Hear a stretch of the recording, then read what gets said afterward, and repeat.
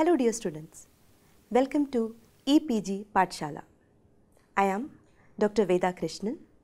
I am a scientist in the division of Biochemistry, Indian Agricultural Research Institute, that is IARI, New Delhi, India. I am going to talk about the overview of protein mediated transport from the paper Protein Biochemistry and Enzymology.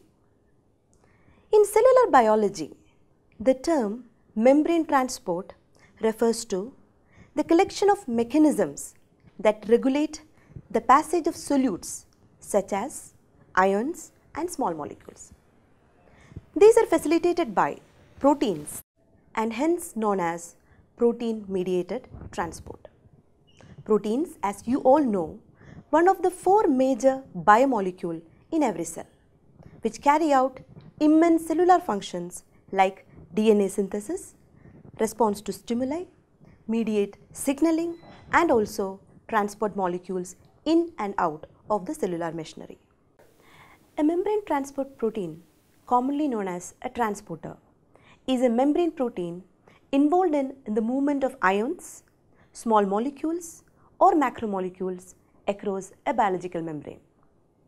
Transport proteins are normally integral transmembrane, that is, they exist permanently within and span the membrane across which they transport substances. In this module, let's discuss on various types of protein mediated transport, or in a way we can say facilitated diffusion for micro and macromolecules in detail. Protein mediated transport systems are of two types: system for the transport of micromolecules and system for the transport of macromolecules. Let's start in detail with mechanism of transport of micromolecules. The two major transporters in the system are channels and carriers. These are the types of facilitated diffusion which mediates the transport of molecules in and out of the cell. Let's see what are the major difference between these two. Channels can exist either in closed or open state based on the stimuli or conformational switch, while carriers cannot be opened simultaneously like channels. For carriers, either inner or outer gate will only be open at a time. Another major difference between them are channels have no binding site while carriers have, and the amount of molecule passed through both these also varies. Thousands to millions of ions can pass through when a channel opens, while one or small amount of molecule only pass through carrier molecule. Channels are bigger class of transporter, which is further subtyped into two: voltage gated ion channel and ligand gated ion channel. Voltage gated channels are most commonly seen in neurons and in many other type of cells.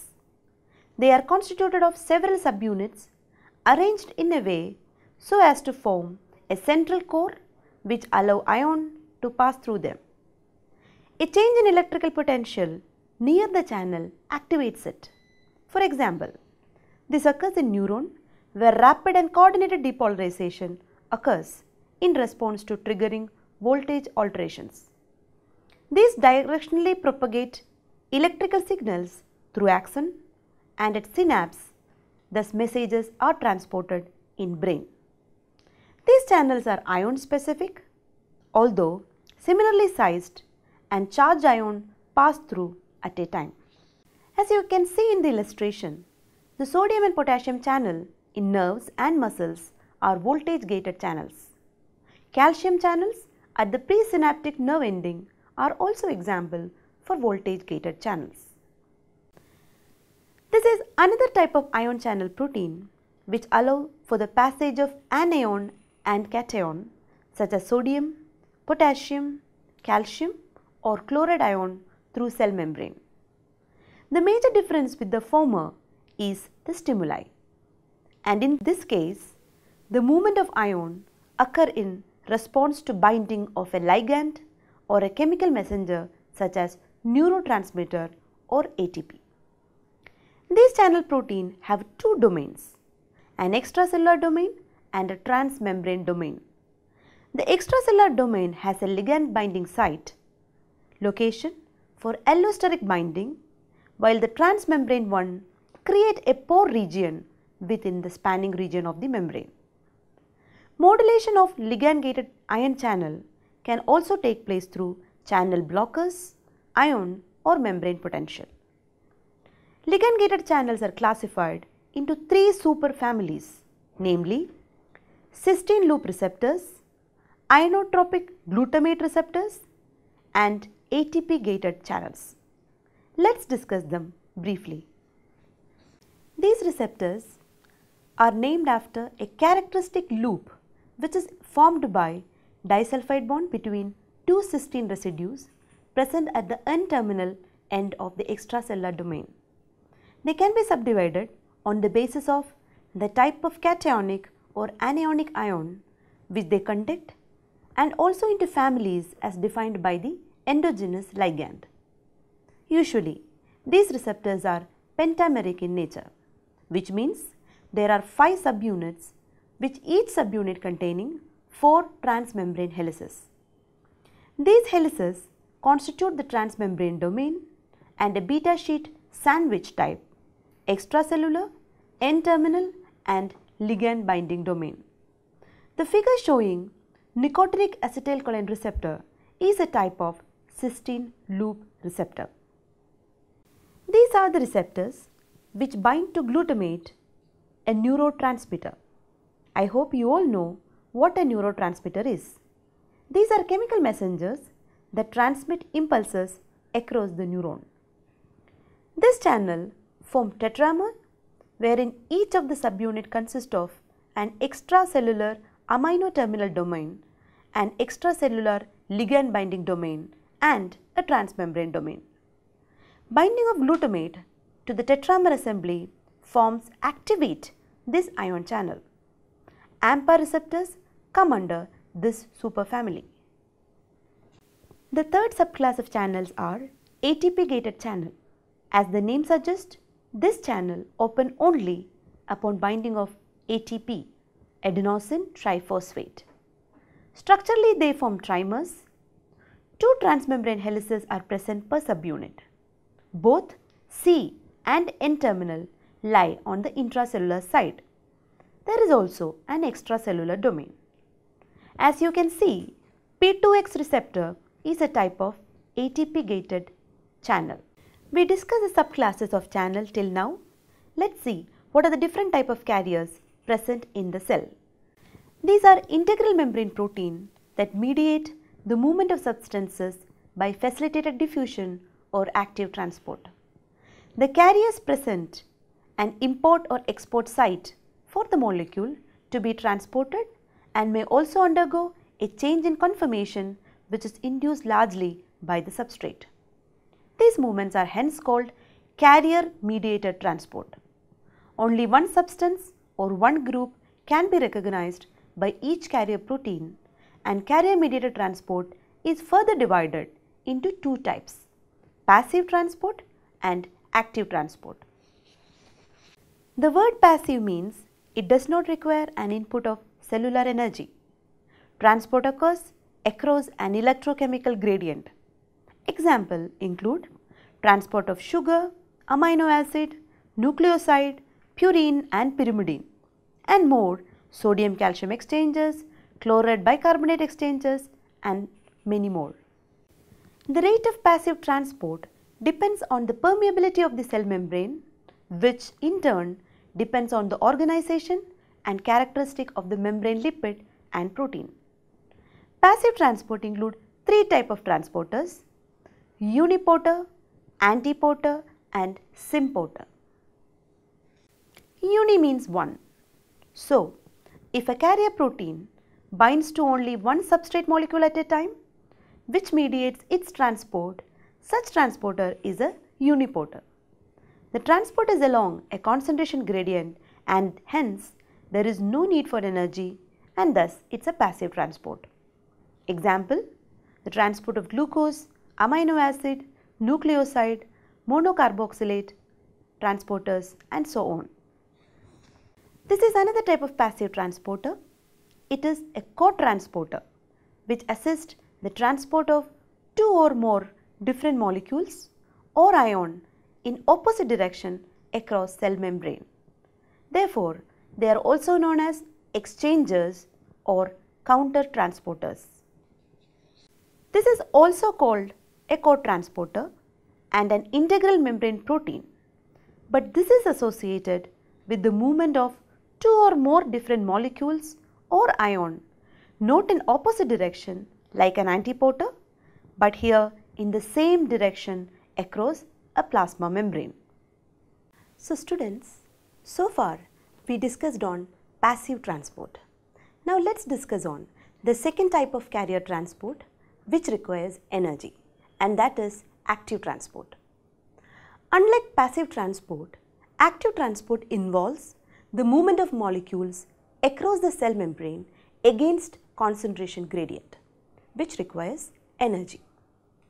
Active transport is further subdivided into two types depending on the type of energy used, that is primary active transport and secondary active transport. You might be curious to know what is the major difference between primary and secondary active transport. Primary active transport is also known as direct active transport since it uses metabolic energy, that is ATP, directly for transporting molecules across the membrane. So what are the examples? P-type ATPases, sodium-potassium pump, etc. Secondary active transport is otherwise known as coupled transport or co-transport. It does not involve direct ATP coupling. Pumping ion in and out of the cell lead to the formation of an electrochemical potential difference, and this electrochemical gradient is used to transport molecule across a membrane. Example of such transporters are co-transporters of sodium-potassium, neurotransmitters and cations, sugar and cations, amino acids and cations, cation ATPases, sodium, potassium, calcium, hydrogen, and multi-drug resistant transporters like phosphoglycoproteins. So till now we discussed various types of transport of micromolecules. Now let's discuss on protein mediated transport of macromolecules. Transport of macromolecules such as protein, polysaccharides, polynucleotide, etc. across the membrane occur mainly by two independent mechanisms. They are endocytosis and exocytosis. As you all know, endo means movement towards the cell and exo means movement outside the cell. Endocytosis. It refers to the intake of macromolecules by the cells. It involves active transport wherein a cell engulfs macromolecules in an energy using process. Endocytosis pathway can be of four types: Clathrin mediated endocytosis, Caveolae, Macro-pinocytosis and Phagocytosis. Let's discuss on these. It is a process mediated by small vesicles of approximate diameter 100 nanometer. These vesicles are known as Clathrin coated vesicles or CCVs. These vesicles are coated by a protein complex associated with Clathrin, which is a cytosolic protein. These are found in all cells and form pits or domain in the plasma membrane called Clathrin coated pits. Large extracellular molecules which have different kind of receptors that can aid the process of endocytosis of ligand can be concentrated in these Clathrin coated pits and then enter into cells. These are small flask shaped pits about 50 nanometer in diameter present in the membrane on many cell type surfaces. These are non-Clathrin coated and consist of another type of cholesterol binding protein called caveolin. They are abundantly found in smooth muscles, type 1 pneumocytes, fibroblasts, adipocytes and endothelial cells. receptors in caveolae are also said to be involved in mediating the uptake of extracellular molecules in bulk. Pinocytosis, or well known as cell drinking. This usually occurs from highly ruffled plasma membrane region. It involves the invagination of the cell membrane to form a pocket, which later detach off into the cell forming a vesicle. The diameter of the vesicle is about 0.5 to 5 micrometer and is filled with a large volume of extracellular fluid and molecules. And these vesicles move into the cytoplasm where it may fuse with other vesicles, namely endosomes and lysosomes. This is a process which involves binding of a cell to a particulate matter like dust particle, cell debris, microorganism and even apoptotic cells, followed by its internalization. Phagocytosis or bulk cell eating occur in case of whole organelles like ribophagy for ribosomes, mitophagy for mitochondria, pexophagy for peroxisomes and xenophagy in case of microbes. These are the various types of endocytosis. Now, exocytosis, which involves the release of macromolecules from cell to the outside. It is an active transport process. During exocytosis, the vesicular content, as you can see in the figure, are transported by secretory vesicles across the cell membrane into the extracellular space.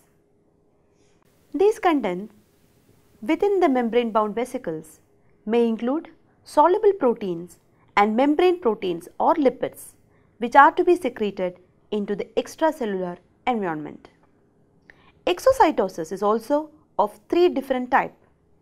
They are calcium triggered non-constitutive type, which is also known as regulated exocytosis, non-calcium triggered constitutive type and vesicular exocytosis. This refers to the process of exocytosis that occurs in neuronal chemical synapse. It is triggered by calcium and mainly serves as interneuronal signaling, that means between neurons.